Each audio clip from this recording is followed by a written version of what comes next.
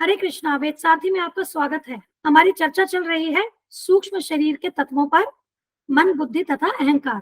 हमने पिछली 2 वीडियोस में मन पे चर्चा की थी और उसी चर्चा को हम आज की वीडियो में जारी रखेंगे। हम आज की वीडियो में बात करेंगे कि किस प्रकार से शरीर की गतिविधियां संचालित होती हैं तथा मन को हम नियंत्रण में कैसे लाएं।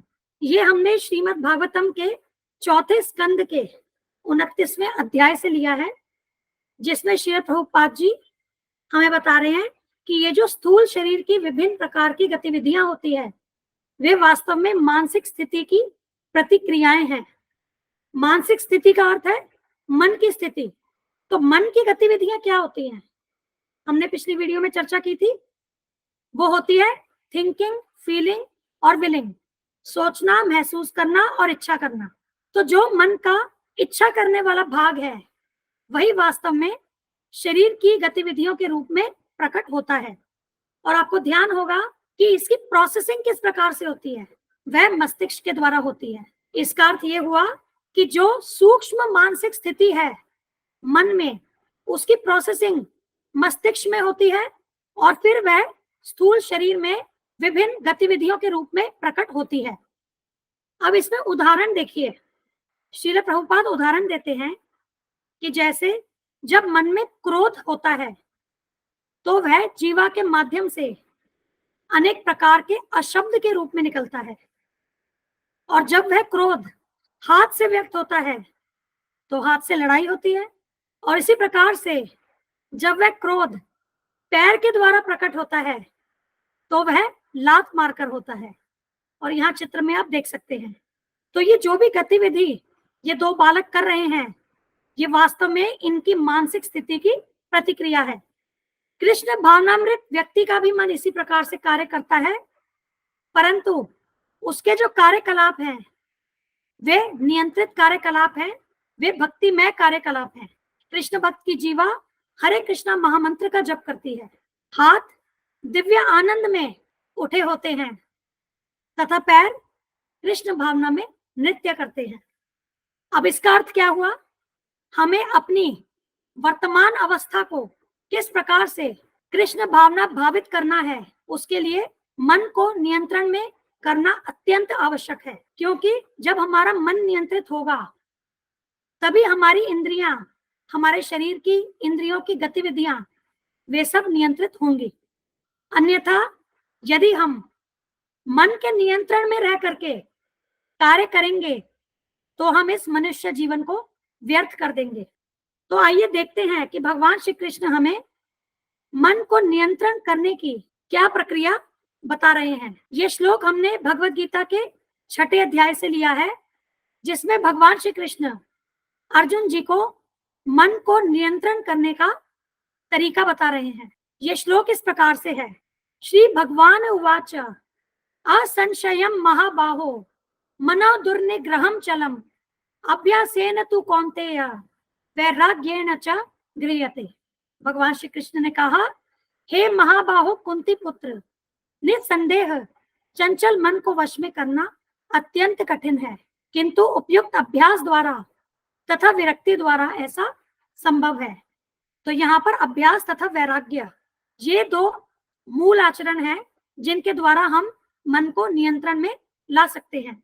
श्रील प्रभुपाद इसी श्लोक के व्याख्यान में हमें अभ्यास तथा वैराग्य के विषय में बताते हैं।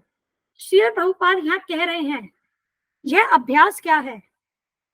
वर्तमान युग में तीर्थवास, परमात्मा का ध्यान, मन तथा इंद्रियों का निग्रह, ब्रह्मचर्य पालन, एकांतवास आदि कठोर विधि विधानों का पालन कर पाना संभव नहीं है।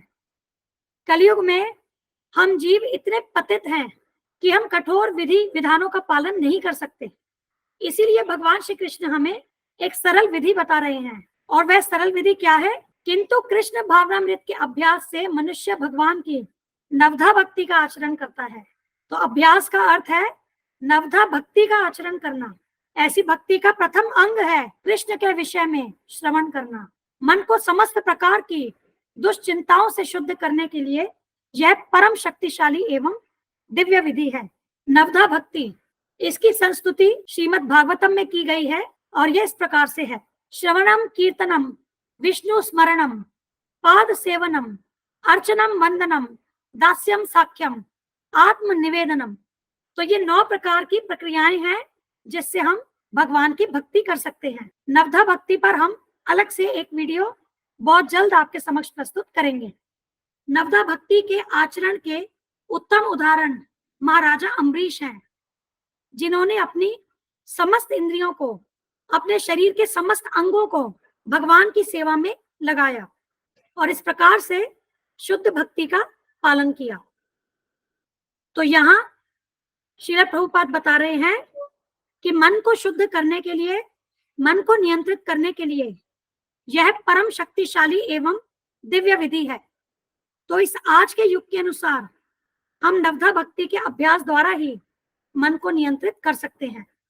अब दूसरा मूल आचरण वैराग्य है। श्रील प्रभुपाद बताते हैं कि वैराग्य का अर्थ है पदार्थ से विरक्ति तथा मन का आत्मा में प्रवृत्त होना। अब इसे श्रील प्रभुपाद नवधा भक्ति के अभ्यास से जोड़ते हुए बताते हैं। नवधा भक्ति का जो पहला अंग है वह है कृष्ण के विषय में श्रवण करना, और जैसे जैसे हम कृष्ण के विषय में अधिकाधिक श्रवण करते हैं वैसे ही हम उन वस्तुओं के प्रति अनासक्त हो जाते हैं जो मन को कृष्ण से दूर ले जाने वाली होती है, और मन को उन सारे कार्यों से विरक्त कर लेने पर जिनसे कृष्ण का कोई संबंध नहीं है, मनुष्य सुगमता पूर्वक वैराग्य सीख जाता है। तो यहाँ देखिए, वैराग्य के लिए भी श्रील प्रभुपाद ने हमें कितनी सरल विधि दी है। यदि हम कृत्रिम रूप से किसी वस्तु से अनासक्त होना चाहें, किसी वस्तु को त्यागना चाहें, वह संभव नहीं है, किंतु जब हम नवधा भक्ति का आचरण करते हैं तब स्वतः ही हमारा मन भौतिक पदार्थ के प्रति अनासक्त हो जाता है। हमें उसे कृत्रिम रूप से अनासक्त करने की आवश्यकता नहीं पड़ती। वैराग्य को कृत्रिम रूप से करना संभव भी नहीं है। और जब हम सारे कार्यों से, सारे वस्तुओं से जिनका कृष्ण से कोई संबंध नहीं है, हम उनसे विरक्त हो जाते हैं, तो हम सरलता से वैराग्य का पालन कर पाते हैं। तो अभ्यास तथा वैराग्य, इसके द्वारा ही हम मन को वश में कर सकते हैं। इसके साथ ही हम मन विषय पर चर्चा यहीं समाप्त करते हैं। हमारी अगली चर्चा का विषय होगा बुद्धि। बुद्धि क्या है और भौतिक तथा आध्यात्मिक बुद्धि में क्या भेद है। धन्यवाद। हम यह चैनल और इस पर दी गई समस्त वीडियोस हमारे गुरु महाराज श्री कृष्ण कृपा मूर्ति श्री श्रीमद अभय चरणारविंद भक्तिवेदांत स्वामी ठाकुर श्रील प्रभुपाद जी को समर्पित करते हैं। जय श्रील प्रभुपाद। धन्यवाद। हरे कृष्णा।